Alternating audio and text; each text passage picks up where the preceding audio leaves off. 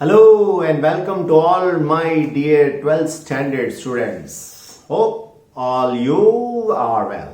Okay, आप सभी अच्छे होंगे ऐसी दुआ करता हूं, राइट? अभी हमारी जर्नी 10th चैप्टर तक कंप्लीट हो गई है. 10th चैप्टर मतलब बहुत सारा फिजिक्स का part gets over, right? Hardly ऐसा समझो 20-25 मार्क्स का बाकी है फिजिक्स ऑल टुगेदर. जो लास्ट 4 चैप्टर्स है उसमें से मतलब 75% गेट्स ओवर. एक भी थ्योरी छोड़ी नहीं है हम लोगों ने, एक भी इलस्ट्रेशन नहीं, एक भी एक्सरसाइज का सम बाकी नहीं रखा है आपके लिए. सब कुछ कंप्लीट किया है.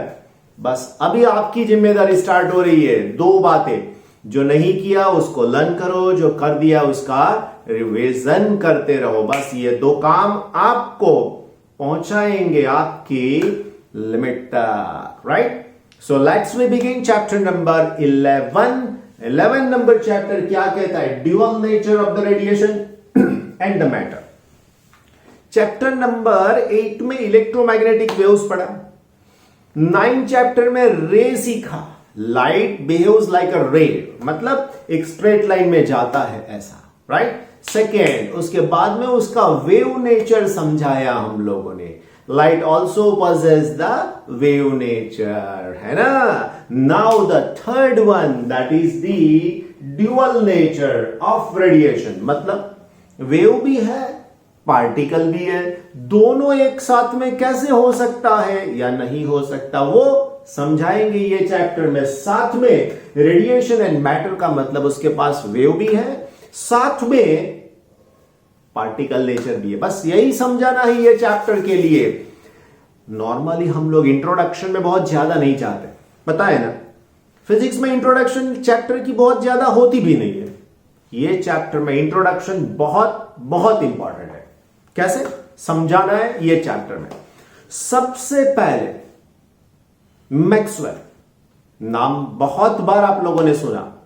चैप्टर नंबर 8 का अहम पार्ट उसमें था. मैक्सवेल ने सबसे पहले क्या किया? तो बच्चा पार्टी, मैक्सवेल ने सबसे पहले इलेक्ट्रोमैग्नेटिक वेव के लिए थ्योरेटिकल अप्रोच समझाया.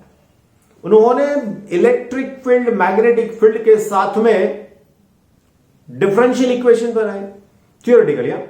उसके बाद में उसका सॉल्यूशन निकाला, जो मतलब कम था, डिस्प्लेसमेंट करंट डाल के समझा दिया. और as it is the wave function or you can say that the wave equation, ऐसा उसका रिजल्ट मिला. तब से उनको मालूम पड़ गया था कि इलेक्ट्रोमैग्नेटिक वेव्स ऐसे हो सकते हैं. लेकिन प्रैक्टिकल अप्रोच, प्रैक्टिकल प्रूफ कुछ नहीं था. बहुत सारे साल निकल गए, बहुत सारे मतलब कम से कम 22 से 32 साल निकल गए प्रैक्टिकल प्रूफ साइंटिस्ट को लाने में. बहुत बहुत मेहनत करते हैं हमारे लिए वो, है ना? तो hertz name of the scientist, वो भी चैप्टर नंबर 8 में आपने पढ़ा. उन्होंने बताया there is a possibility of electromagnetic waves, you can detect it. Okay, आप डिटेक्ट भी कर सकते हो, ऐसा उन्होंने समझाया, बताया भी.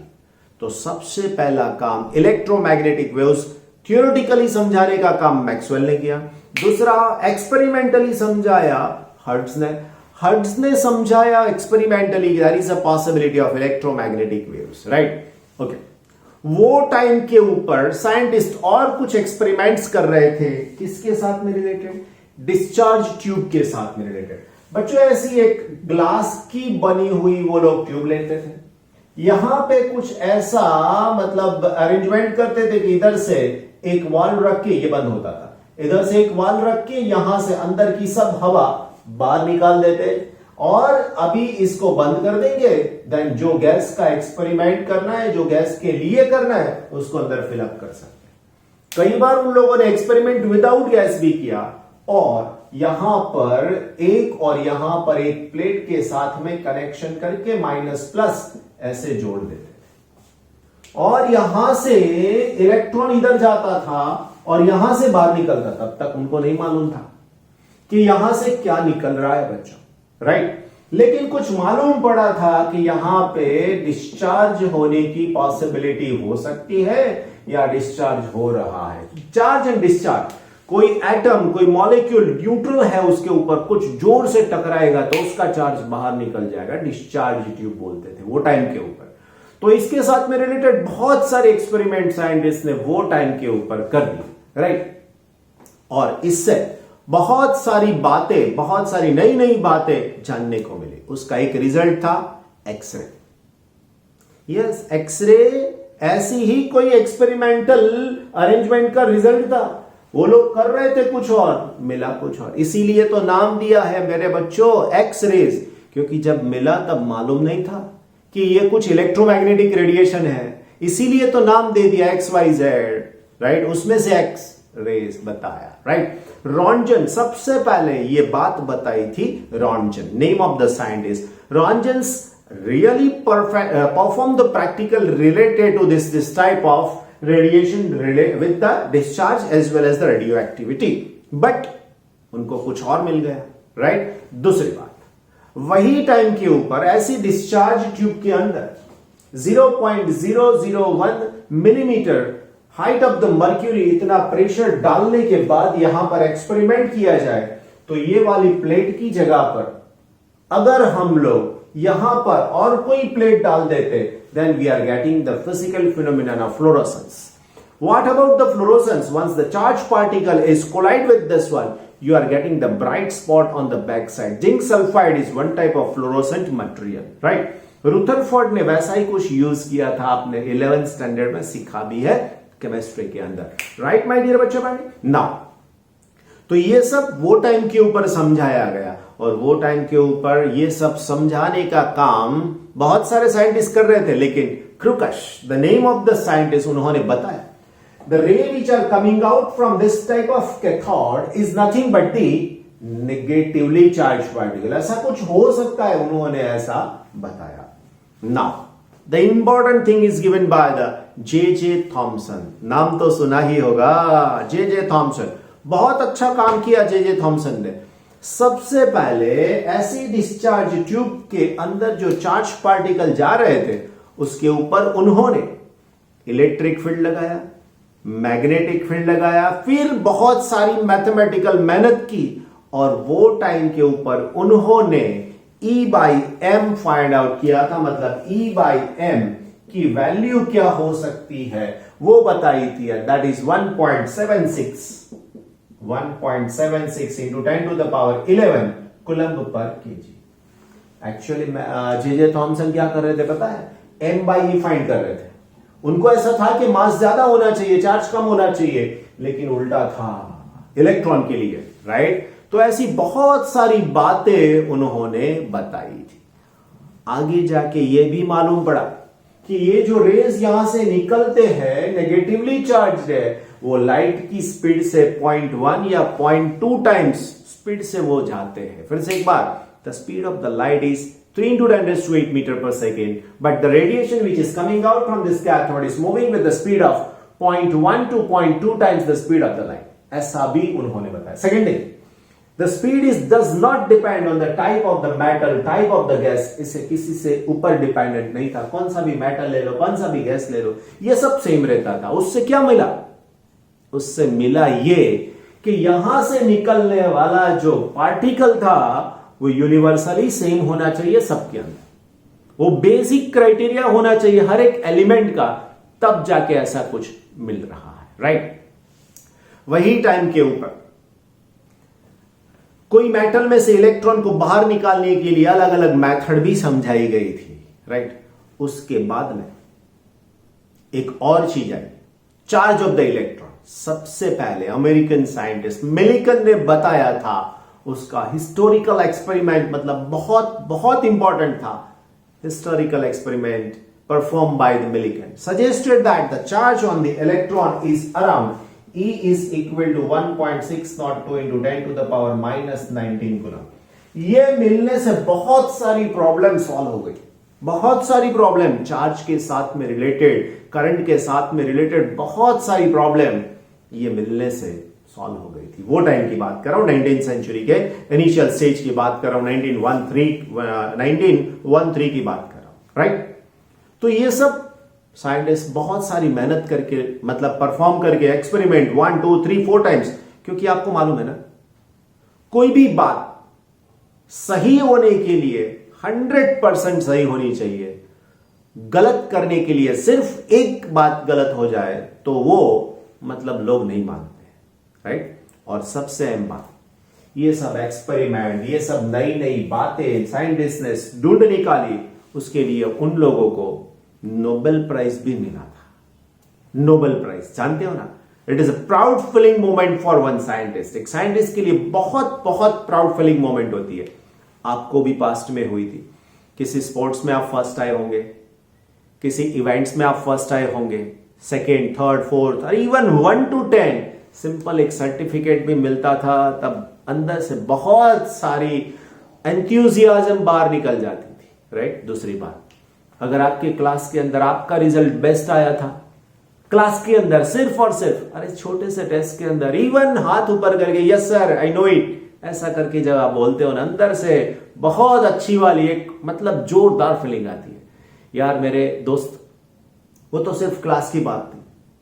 आपकी स्कूल में 5-10 क्लास होते थे, उसमें among all this class if you get first one, then if you stood first one, then अरे यार वो तो बहुत अच्छी बात बन जाती थी। कोई मेडल मिला होता तो गले में लटका के घर पे जाते थे, मम्मी पापा सब रिलेटिव्स को भी दिखाते थे, आपके घर में ये पड़ा हुआ है शोकेस, इसके अंदर ये सब कुछ पड़ा हुआ है, राइट। टुडे आज भी है।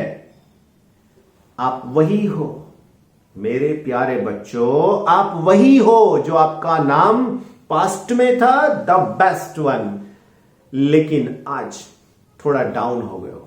कुछ गलत नहीं किया आप लोगों ने, कुछ डाउन नहीं हुए, आप वही हो आज के आज। डिसाइड करके 12th स्टैंडर्ड का आपका रिजल्ट भी वैसा ही कुछ आपको मिल सकता है, अगर आप अगर आप दिल से ठान लो तो वही एंथुजियाज्म आपको वापस मिल सकती है। You can also stood first one in your class, even in your Gujarat, even all over India in JEE NEET. बस सिर्फ एक काम चाहिए आपको, दिमाग जो है ना वो सटीक जगह पे लगा दो, बाकी सब एनवायरनमेंट में से बाहर निकाल दो आपकी सिस्टम को, और ऐसी आइसोलेटेड सिस्टम बना दो कि इसमें एक ही प्रोसेस हो, और वो है सिर्फ स्टडी। प्यारे बच्चों, एग्जाम के टाइम के लिए अभी बहुत थोड़ा सा टाइम बाकी है।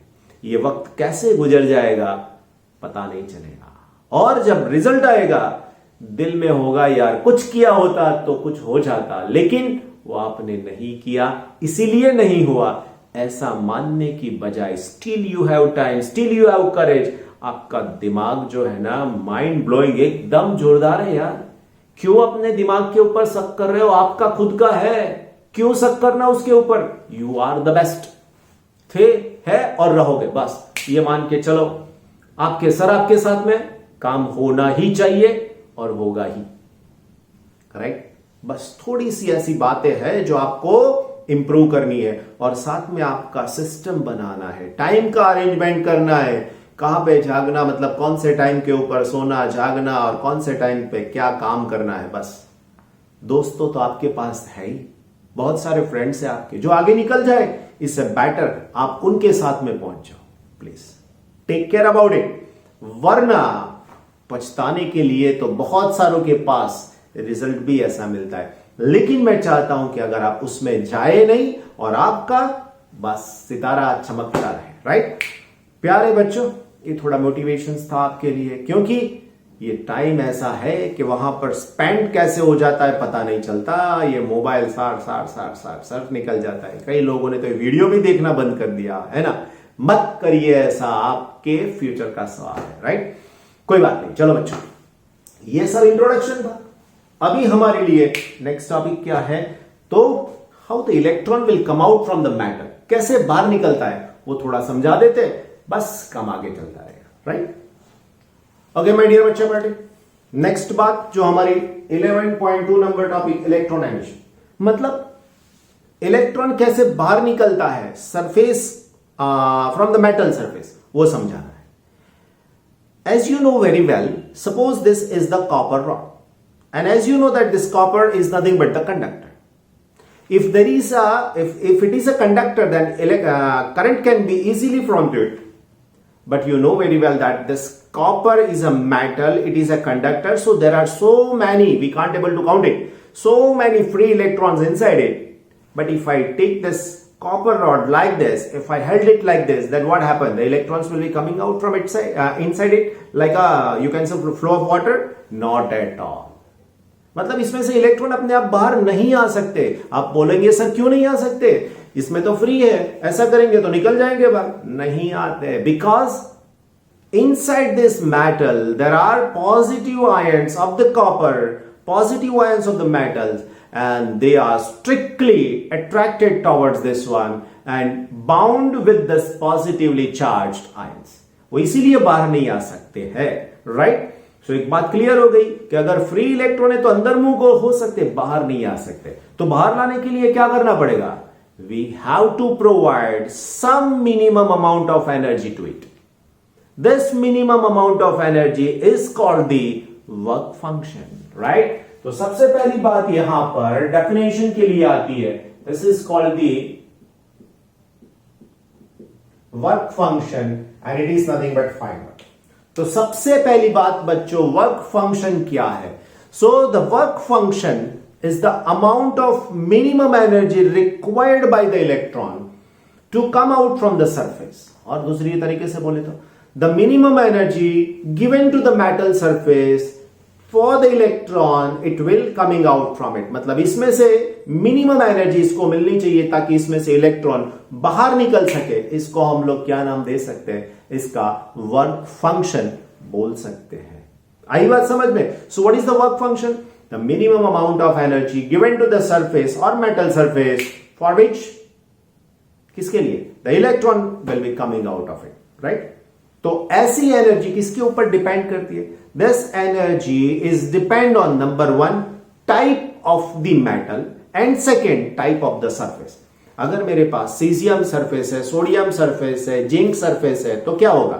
तो जिंक की सरफेस तो है ही, लेकिन उसके ऊपर डस्ट, उसके ऊपर कुछ मिट्टी ऐसा कुछ आ गया है, तो क्या होगा? वही मेटल की सरफेस में से इलेक्ट्रॉन बाहर जल्दी से नहीं आएगा. It required more amount of energy sometimes, right? तो किसके ऊपर डिपेंडेंट है? 2 type of the metal as well as surface of the metal, right?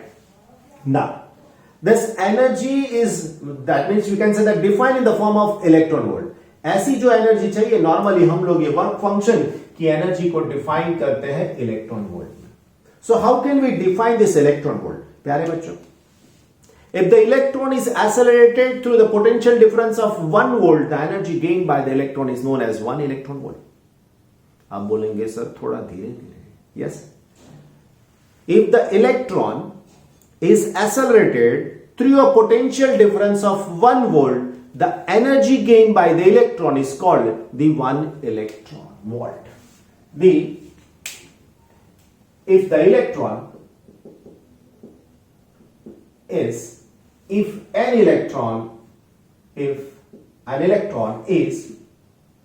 accelerated through a potential difference of 1 volt, the energy gained by the electron is called the 1 electron volt energy. अब बोलोगे sir कैसे define किया? देखो, potential energy according to the chapter number 2 V into Q. प्यारे बच्चों, V कितना है? 1 और ये है E and you know very well 1.6 into 10 raised to minus 19. Column मत लिखो, क्यों? अरे भाई ये एनर्जी है, तो इसके लिए हमको लिखना पड़ेगा यहां पर this is the conversion of it, right? So what can I write? 1 eV it is equal to 1.6 into 10 to the power minus 19 joule, क्योंकि ये जूल है, right? So by this way you can define it. Clear? एकदम से? ना, हमारी text book में एक table दिया हुआ है. वो टेबल के अंदर अलग अलग मेटल है जिसके लिए आपको उसका वर्क फंक्शन दिया हुआ है. वर्क फंक्शन की बात समझाई. Minimum energy required for the surface to get the electron come out of it. Clear? तो इसमें सबसे ज्यादा चाहिए एनर्जी प्लेटिनम के लिए, सबसे कम चाहिए सीजियम के लिए, राइट? दूसरी बात, there are different types of ways by which we can take the electron out of the surface. Number 1, first जो method है वो thermionic emission. Number 1,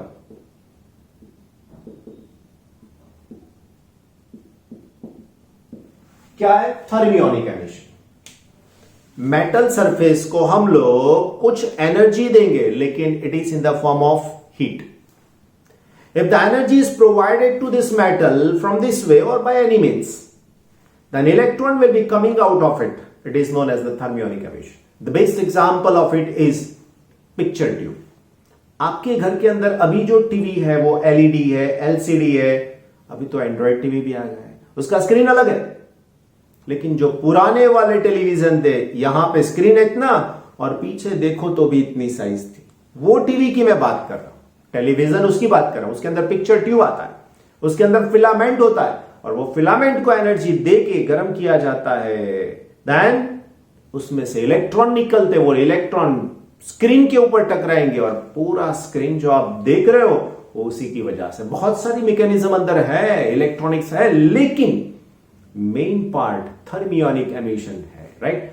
cathode ray tube नाम सुना होगा, कार्डियोग्राम जो डॉक्टर्स लोग निकालते ना, उसके अंदर CRT cathode ray tube use किया जाता है. उसके अंदर भी इलेक्ट्रॉन्स इसी मेथड से निकाले जाते हैं. Right? So this is the first way by which we can take the electron out of the metal surface. Number 2, field emission. बच्चों ये क्या है? The field emission is the emission gain or you can get by the providing the sufficient electric field to the surface of the metal. कितना electric field देना चाहिए? So it is of the order of 10 to the power 8 volt per meter. If you are providing this amount of electric field, then the electron will be coming out from the surface automatically. अपने आप नहीं आएंगे बच्चों, ये field एक energy दे रहा है, इसीलिए वो बाहर आता है. Isn't it? So if minimum amount of electric field is providing to the surface, then you can say that electron must be coming out of it. Right? Clear? Fine. The third one is nothing but the photoelectric emission.